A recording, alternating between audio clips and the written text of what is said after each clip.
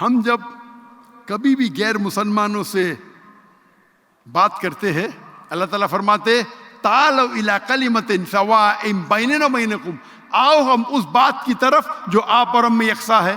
سب سے پہلی بات اللہ نعبد الا اللہ، کہ ہم صرف اللہ کی عبادت کریں، ولا نشرک بہ شیئا، ہم آپس میں کسی کو شریک نہ کریں، ولا یتخذ بعضنا بعضا اربابا من دون اللہ، کیا ہم آپس میں کسی کو معبود نہ بنائیں۔